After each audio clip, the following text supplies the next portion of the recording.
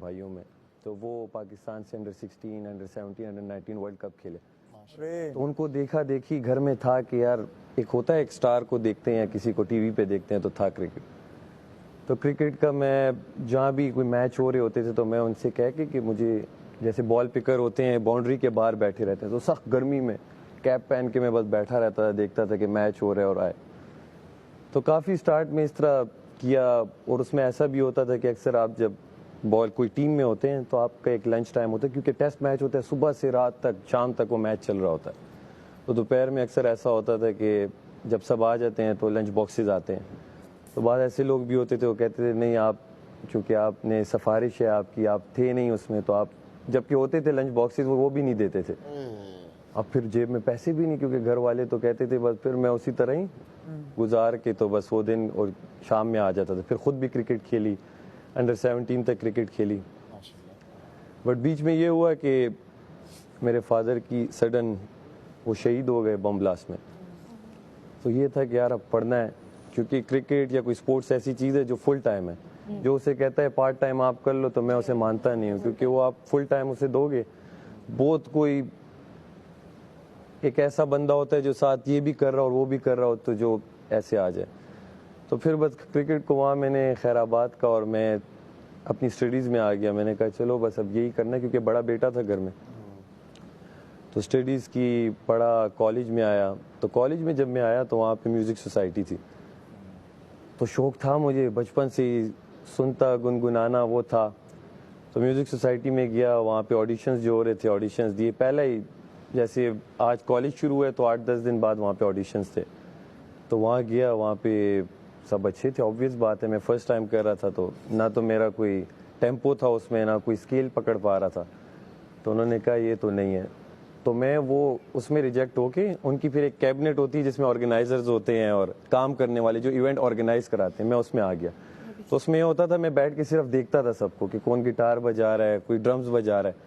تو بس دیکھا دیکھی مجھے وہاں سمجھ آئی اچھا یہ ٹیمپو ہے, یہ اسکیل میں اس طرح گاتے ہیں گٹار کی, یہ کیونکہ کسی سے سیکھا نہیں تھا. تو وہی میں جو گٹار کی جو اسٹرنگز وغیرہ پکڑ کے اپنے جو کارڈز وغیرہ بجانے ہوتے تھے تو وہ ایسے سیکھے. اور گھر میں آ کے ایک گٹار تھا جو بڑا پرانا کزن کا پڑا ہوا تھا, اسے میں نے کہا میں ٹھیک کراتا ہوں, اس میں سیکھوں گا. تو اس پہ ہلکا پھلکا سیکھ کے 3-4 کارڈ سے عاطف اسلم کے گانے گا گا کے بے سرے گا کے وہ آخر وہ بے سروں میں سر آ گیا تھوڑا بہت.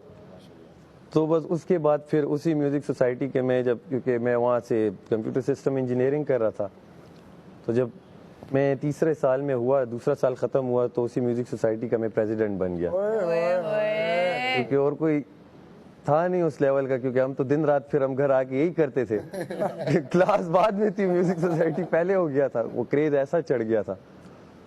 وہاں انجینئرنگ بھی پوری ہو گئی, میوزک ساتھ ساتھ اب کانسرٹس ملنا شروع ہو گئے. کیونکہ کالج میں جب آپ پرفارم کرتے ہیں تو جو لڑکے دیکھ رہے ہوتے ہیں ان کا سرکل ہوتا ہے, اور پھر بلاتے ہیں کہ ایک بینڈ ہے اس کالج کا. تو ایسے کرتے کرتے ہم نے کافی پرفارمنسز کی, اور کافی ایسی بھی کی کہ مثلا کسی نے بلایا کہ یار فار ایگزامپل فرحان سعید آ رہا ہے یا یہ بینڈ آ رہا ہے, آپ اس کا شو اوپن کریں گے, آپ آئیں گے.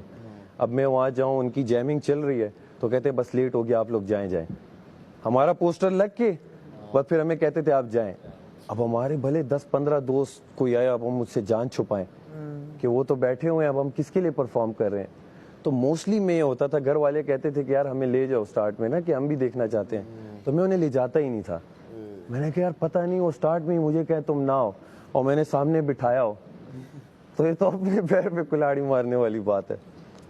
تو ایسے کرتے کرتے میوزک بس چلتا رہا. پھر خود ہی اپنے کانسرٹس بھی کیے, اچھا الحمدللہ ہوتا رہا.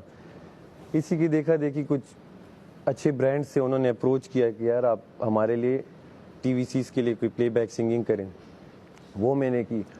ایک نے پہلی بار جب مجھے اپروچ کیا کہ یار آپ ایک پورا گانا بنانا ہے, ایک پورا ایونٹ ہو رہا ہے اس فٹ بال کا, اور بڑا برانڈ تھا پاکستان کا, تو آپ اس کا پورا اینتھم گائیں, اور وہ اینتھم ہم آپ کو دیں گے, آپ نے خود کمپوز بھی کرنا ہے اور گانا بھی اور ریکارڈ بھی کرنا ہے. تو میں نے اسے جو بجٹ دیا تو اس نے اس کا مجھے, خیر بیچ کی باتیں تو نہیں بتاتا, مثال کے طور پہ میں نے اسے 10 روپے بولے تو اس نے مجھے 100 روپے دیے. مطلب میں نے اسے جو بولا تو میں سمجھا میں کیا کر رہا ہوں یا تو مجھے اپنی کچھ پتہ نہیں ہے اور یا مجھے کچھ پتہ ہی نہیں ہے. تو اس نے پھر دوبارہ وہ ہوا دوسرے سال تو انہوں نے پھر مجھے اپروچ کیا اور اس کا بھی ڈبل دیا. ماشاء اللہ. تو میں گیم پھر آہستہ آہستہ سمجھ گیا کہ یار یہاں پہ کچھ میں لیٹ سمجھا لیکن میں سمجھا. ساتھ ساتھ اپنا جاب اور وہ الگ الگ جابس کی اس سے پہلے بھی مطلب ایز اے رائڈر کہیں وہ فونز آتے تھے اور کیبلز بھی نہیں آتے کہ یہ فونز لو ٹیبلٹ لو. اور میڈی کو میں نے بتایا ایک دن وہ لے گیا سخت گرمی رمضان میں اور علاقہ غیر مطلب جہاں پہ ہاں وہاں اس وقت نہ وہ ہوتے تھے میپس گوگل فون اچھا تھا نہیں کیا گوگل میپس ہوتا. وہاں جا کے باہر جب دیکھا میں نے کہا ہاتھ میں لے کے سب کھڑے ہوئے اندر فون چلے گیا اب میں باہر انتظار کر رہا ہوں کہ فون واپس آئے گا کہ نہیں آئے گا. فون 1 گھنٹے بعد آیا کہتا ہے ہمیں چاہیے نہیں. اب فون ڈبہ کھلا پیک کھلا. وہاں 3-4 دن میں نے کہا یار یہ تو مجھ سے نہیں ہوتا. خیر ایک جاننے والا مجھے ملا اس نے کہا بھائی آپ کو پتہ ہے گھوڑے کو قیامت والے دن پتہ چلے گا کہ اس میں کتنی طاقت تھی اور وہ کسی کا ٹانگا بنا ہوا ہے کسی کا گھڑ سوار کا گھوڑا بنا ہوا ہے. وہ کہتے ہیں آپ اس ریس کے گھوڑے ہو آپ یہ کیا کر رہے ہو. میں نے کہا بات صحیح ہے میں کر کے آ رہا ہوں لیکن ایٹ دا اینڈ وہی گھر میں بڑا تھا تو جاب تو کرنی تھی کیونکہ میوزک کیا دیتا ہے ایک پروجیکٹ کر لیا تو اگلا کب ملے گا کسی کو پتہ نہیں. تو ساتھ ساتھ میں نے جاب بھی کی جیسے سافٹ ویئر کی اپنی کسی فرم میں ساتھ ساتھ وہ ابھی تک چل رہا ہے جہاں بھی ہوتا ہے ویب سائٹ بنانا یہ چیزیں وہ چل رہی ہیں. تو خیر جہاں میوزک کی بات آئی بیچ میں ایسے بھی پروجیکٹ ہوئے بڑے نام ہیں پاکستان کے میں نے ان کے لیے اتنا بڑا TVC کیا. انہوں نے کہا آپ یہ بس کر کے بھیجیں اور آپ کو پیمنٹ اتنے دن میں ہو جائے گی. اس کے بعد میں نے کوئی 40 میسیجز بھی کیے ہوں گے کوئی رپلائی نہیں. اور اس میں ایسے ایکٹر جو آج کل نامور ہیں وہ پشتوں کا تھا ایکٹر وہاں کے تھے ایسی چیزیں بھی. بٹ الحمدللہ تماشا میں پھر جب ہوا میں نے ایک ایسی ویڈیو بنائی اور سٹوری پہ دے دی اپنے کہ یار اس بار پشاور سے بھی کوئی ہونا چاہیے. اور میں آڈیشن کا کچھ اس وقت تھا بھی نہیں صرف ایک آیا تھا تماشا آ رہا ہے.